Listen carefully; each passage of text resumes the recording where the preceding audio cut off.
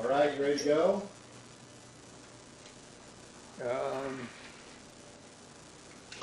Just as well. How do we look? How's our centering and all that? Good? What? You ready? Almost. Do I need to focus it? Yes. Okay with the speaker in the background? All right, that's it. Take it away. Okay. Good afternoon, folks. Here I am back again. Didn't have much luck wrestling crabs this last week, though, but we got a few pinches in. You can still see I still have my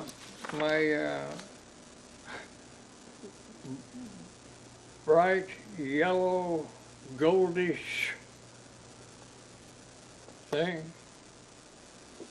Now, let's talk about some more of telepathy. Telepathy is it's among those things that's classed under extrasensory perception. And telepathy, well, there's three kinds of telepathy that we know about, and maybe more. But there's the telepathy that it's your own body talking to you. It's kind of like your conscience, like when the cartoons and stuff show good guys, bad guys, conscience, something on your shoulder, you know. So that's what that's about. And the next one is the person to person, brain to brain, mind to mind is a better way to say that. Everybody's wanting to say it brain to brain and describe it in behavioral terms, and it's not quite easy enough to do that yet. So that's what we're going to talk about mostly, is those mind to mind. And the other one is kind of like a welling of, say in a town or something, there is something bad's going to happen, or something significant's going to happen, and everybody's kind of on the edge because they're a little bit aware of it. So that's another kind of telepathy that happens. And you're familiar with stories where people experience a premonition that something's going to happen to a loved one. Like they're in a car somewhere coming on a visit or going away or something, that there's a feeling of a foreboding that something's going to happen to that person. Trouble is, most of those happen more frequently than do forebodings, not forebodings, but gleeful type feelings that you have that something great's going to happen. And those are the kinds of feelings that are really, really fun to have. Now, as far as telepathy is concerned, the key is, what I can get is visualization and a depth visualization. I won't show you what I mean there. You probably know. You probably already know the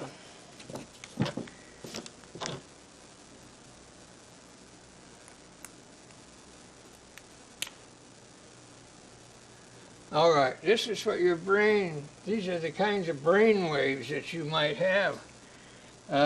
Most of the time you're working on this area here.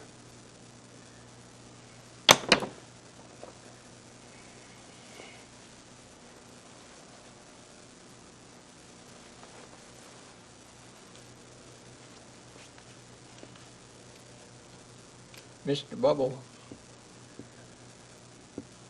You're gonna have like, this is where you are most of the day when you're talking to people and running around in the car and stuff. It's gonna look like this. And that's called a beta function.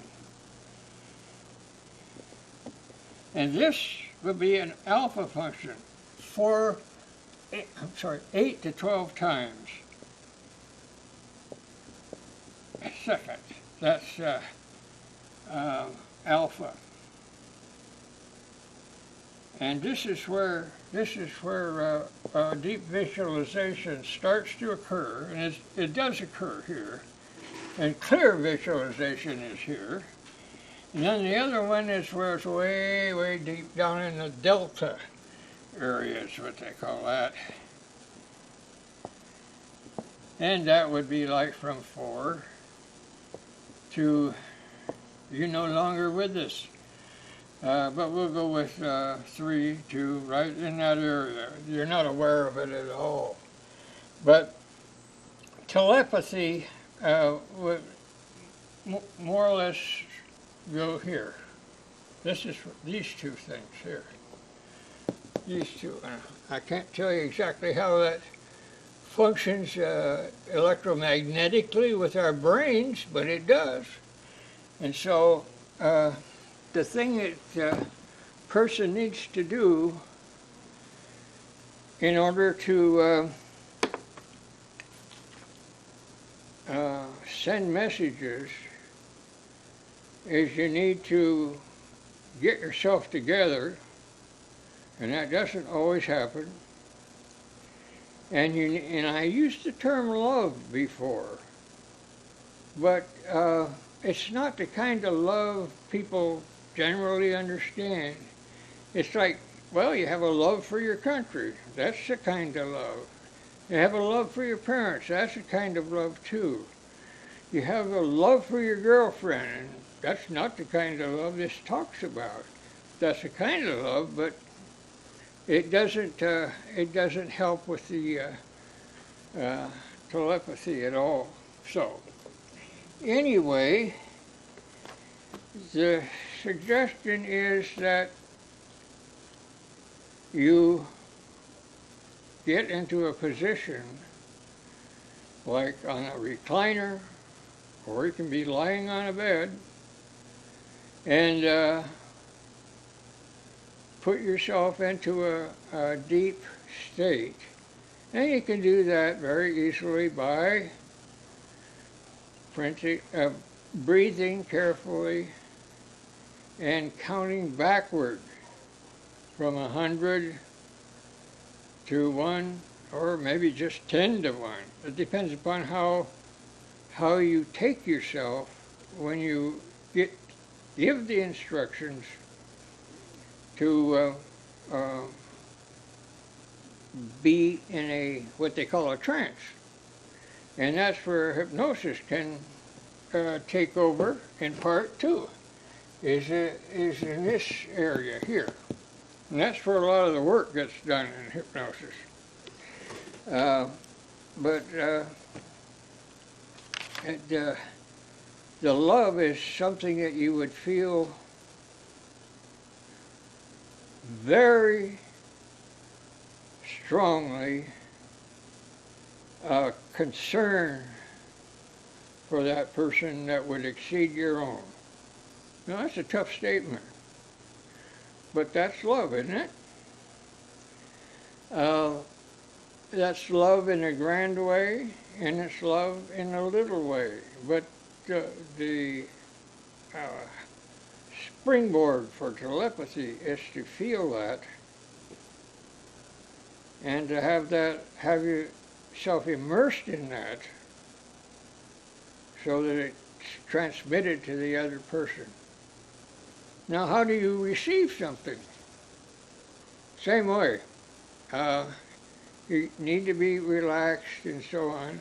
However, it is true that people report telepathic messages about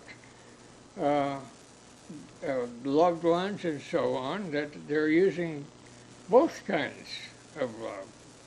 And I'm not very good at really talking about all the kinds of love in the world, but maybe we ought to one day. Anyhow, the